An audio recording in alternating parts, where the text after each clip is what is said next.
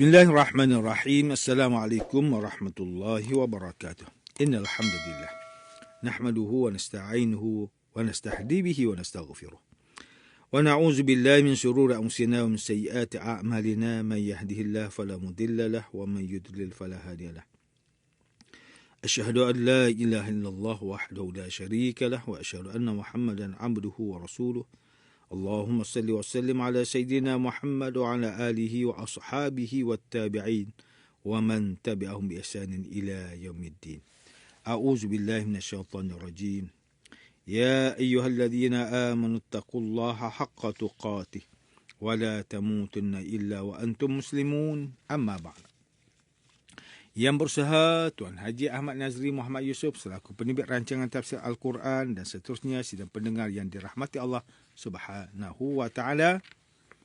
Alhamdulillah kita masih lagi berada dalam suasana hari raya Idul Adha 10 Zulhijjah, 11, 12, 13 Zulhijjah dinamakan sebagai hari tasyrik.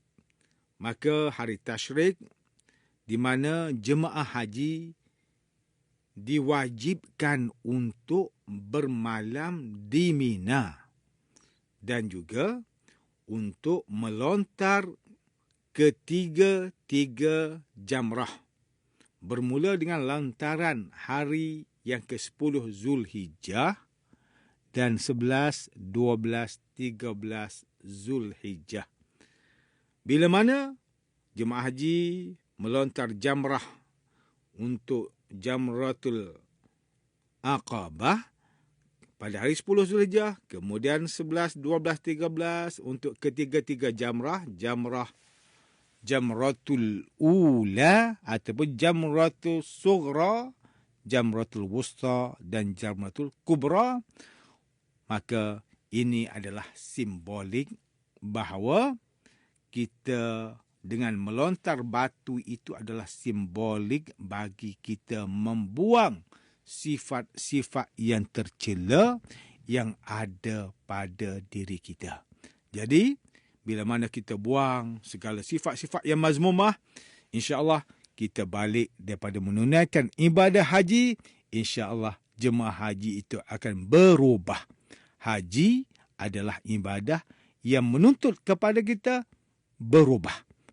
Kita berubah menjadi orang yang baik kepada yang lebih baik. Yang lebih baik menjadikan dia lebih baik. Menjadi orang yang soleh dan orang yang musleh. Mudah-mudahan jemaah haji kita yang menunaikan ibadah haji tahun ini mendapat haji yang mabrur. Tuan-tuan, puan-puan, para pendengar yang dimuliakan, bersama saya Profesor Dr. Muhammad Najib bin Abdul Qadir, Pusat Kajian Al-Quran dan As-Sunnah, Fakulti Pengajian Islam, Universiti Kebangsaan Malaysia. Pada hari ini, kita akan menyambung kembali rancangan tafsir Al-Quran bagi siri ke-10. InsyaAllah, pada kali ini kita akan membincangkan mengenai pentafsiran ayat ke-13 dan 14 surah Yusuf. A'udzu billahi minasyaitonir rajim. Bismillahirrahmanirrahim. Qala inni la yahzununi an tazhabu bihi wa akhafu an ya'kulahu adh-dhi'bu wa antum anhu ghafilun. Qalu la in akalahu adh-dhi'bu wa nahnu usbatun inna idzal la khasirun. Bapa mereka menjawab, pemergian kamu membawanya bersama sangatlah mendukacitakan aku. Dan aku pula bimbang dia akan dimakan oleh serigala ketika kamu lalai dari mengawalnya. Mereka berkata, kalau dia dimakan oleh serigala, sedang kami ramai bilangannya. sesungguhnya kami sudah tentu menjadi orang yang rugi. Sidang pendengar yang dirahmati Allah, Profesor Dr. Muhammad Quraisy Shihab melalui kitabnya Tafsir Al-Misbah menyatakan bahawa selepas Nabi Yaqub AS dipujuk oleh anak-anaknya dalam ayat sebelum ini untuk membawa Nabi Yusuf AS dan menjaganya, maka baginda pun menjawab dalam ayat ke-13 ini.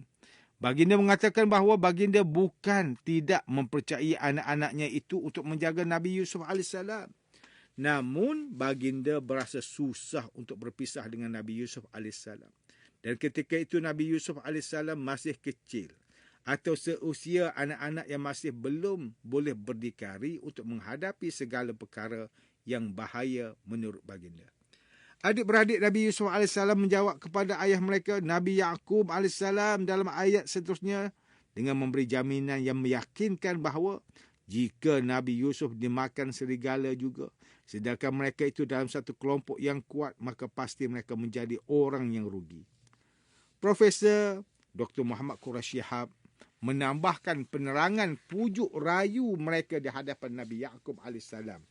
Sehingga mereka mengatakan bahawa mereka akan hilang harga diri dan kepercayaan orang ramai kepada mereka sebagai pemuda yang kuat dalam kalangan masyarakat. Profesor Dr. Muhammad Quraisy Shihab menjelaskan bahawa adik-beradik Nabi Yusuf AS tidak menyanggah alasan kesedihan pertama ayah mereka, iaitu Nabi Yaqub AS yang tidak boleh berpisah dengan Nabi Yusuf AS. Dan itu memang terbukti, namun alasan ini membuatkan mereka bertambah cemburu terhadap Nabi Yusuf AS. Alasan kesedihan Nabi Yaqub AS yang kedua pula ada kebenaran yang diakui oleh anak-anaknya itu, iaitu di kawasan yang mereka mahu bermain itu terdapat haiwan liar seperti serigala yang sudah tentu membahayakan semua orang, apatah lagi kepada anak kecil seusia Nabi Yusuf AS. Sidang pendengar yang dirahmati Allah Subhanahu Wa Taala, Ustaz Salahuddin Abdullah dan Ustaz Umar Khalid melalui kitab mereka Tafsir Mubin, ketika mentafsirkan ayat ke-13 dan 14 surah Yusuf, mereka menyatakan bahawa terdapat beberapa orang ulama tafsir berpendapat bahawa adik-beradik Nabi Yusuf AS ada juga yang merupakan Nabi, dengan berhujah bahawa mereka itulah yang dimaksudkan sebagai Al-Asbat, sebagaimana dalam firman Allah Ta'ala mengenai anak-anak Nabi Yaqub AS. Ustaz Salahuddin Abdullah dan Ustaz Umar Khalid menyatakan bahawa secara hakikatnya adik-beradik Nabi Yusuf AS itu bukanlah Nabi kerana menurut penelitian para ulama mutabar, jika mereka itu Nabi, maka sudah tentu mereka tidak bersifat hasad dengki dan membuat pakatan jahat seperti itu. Ini kerana sikap jahat seperti itu adalah sikap yang mustahil bagi Nabi, dan kita mengetahui bahawa perbuatan adik-beradik Nabi Yusuf itu adalah satu perbuatan jenayah dan membawa kepada dosa besar. Manakala Ustaz Haji Muhammad Said Umar melalui kitabnya Tafsir Nurul Ihsan mentafsirkan ayat ke-13 dan 14 surah Yusuf dengan mengatakan bahawa Nabi Yaqub AS berasa sangat sedih hati apabila adik-beradik Nabi Yusuf AS mahu membawanya bermain, dan baginda takut jika Nabi Yusuf AS dimakan harimau kerana kelalaian adik-beradik Nabi Yusuf AS itu yang sedang leka bermain dan berburu. Nabi Yaqub AS berkata begitu kerana baginda bermimpi bahawa ada harimau yang mahu makan anaknya Nabi Yusuf AS. Ustaz Haji Muhammad Said Umar menerangkan lagi pada ayat seterusnya dengan memberitahu bagaimana adik-beradik Nabi Yusuf AS bersumpah jika adik mereka dimakan harimau, maka sudah tentu mereka itu menjadi orang yang lemah kerana tidak mampu menjaga adiknya yang seorang itu. Apabila Nabi Yaqub mendengar jaminan dan sumpah mereka itu, barulah baginda melepas dan membenarkan adik-beradik itu membawa Nabi Yusuf AS. Tuan-tuan dan puan-puan yang dirahmati Allah, demikianlah tafsir ayat ke-13 dan 14 surah Yusuf menurut pentafsiran oleh para ulama. Surah Yusuf adalah satu-satunya surah yang berbentuk penceritaan kisah Nabi Yusuf AS sendiri, bermula dari awal surah sehingga akhirnya. Ini menunjukkan kepada kita bahawa kisah Nabi Yusuf AS ini benar-benar memberi 1001 pengajaran dan bekas kepada kita sebagai hamba Dan ia sangat berkait rapat dengan apa yang berlaku dalam realiti masyarakat kita pada hari ini.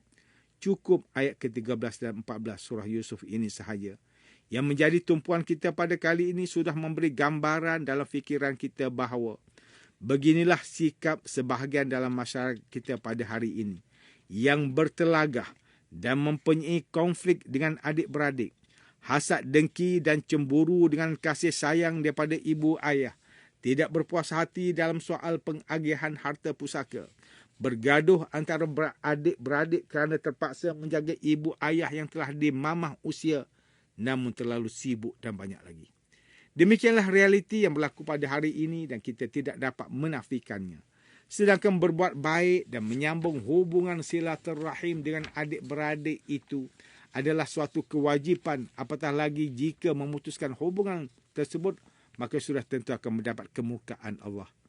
Rasulullah sallallahu alaihi wasallam bersabda, "Ma min zambin ajdaru an yu'ajjilallahu li sahibihi al-uqubata fid dunya ma'a ma yaddakhiru lahu fil akhirah min al-baghi wa qati'atir rahim."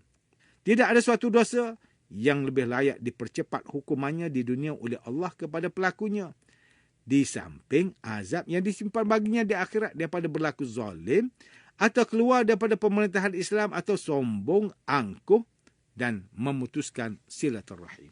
Hadis riwayat At-Tirmizi. Sepatutnya konflik yang berlaku dalam keluarga antara adik-beradik khususnya perlu dibawa bincang dan dilapangkan dada dengan segala keputusan demi kebaikan bersama. Bukan hanya memikirkan kepentingan peribadi sahaja sehingga sanggup menggadaikan hubungan darah yang jauh lebih berharga. Banyakkan berdoa buat adik-beradik sendiri supaya terbinanya kasih sayang seperti mana Allah SWT mengajarkan kepada kita.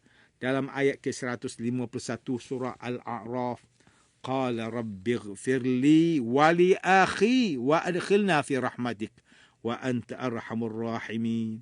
Nabi Musa berdoa dengan berkata, wahai Tuhanku, ampunkanlah bagiku dan bagi saudaraku dan masukkanlah kami ke dalam rahmatmu kerana engkaulah sahaja yang maha mengasihani dari segala yang lain mengasihani. Namun kita tidak boleh menafikan, seteruk mana konflik antara adik-beradik pasti tersemak di hati mereka akan kasih sayang dan kerinduan sesama mereka, meskipun secebis saja. Jika mereka sedar, maka hubungan tersebut pasti akan bertaut semula. Begitulah yang berlaku ke atas Nabi Yusuf AS dan adik-beradiknya di penghujung kisah surah Yusuf, yang mana mereka akhirnya bertemu semula dan kembali ke pangkuan ayahnya, Nabi Ya'qub AS, serta adik-beradik baginda itu bertaubat. Bak kata peribahasa Melayu, air yang dicincang tidak akan putus. Sila pun dengar yang dimuliakan, antara pengajaran yang boleh kita ambil daripada tafsir ayat ke-13 dan 14 surah Yusuf ini ialah setiap Muslim hendaklah membuang sifat hasad dengki terhadap orang lain, terutama dalam kalangan adik-beradik. Umat Islam hendaklah berusaha memelihara dan menjaga hubungan kekeluargaan daripada sebarang konflik yang boleh meleraikan silaturahim kekeluargaan. Sebagai Muslim, kita hendaklah bijak dalam menguruskan konflik yang berlaku, khususnya dalam keluarga, kerana hidup kita pasti diuji dengan pelbagai cabaran dalam hubungan. Sidang pendengar yang dalam hati Allah, sekian sahaja rancangan tafsir Al-Quran pada hari ini. Semoga kita semua mendapat manfaat daripada perbincangan ilmu ini. InsyaAllah mudah-mudahan kita akan bertemu lagi pada siri rancangan tafsir Al-Quran yang akan datang. Wabillahi taufiq wal hidayah. Wassalamualaikum warahmatullahi wabarakatuh.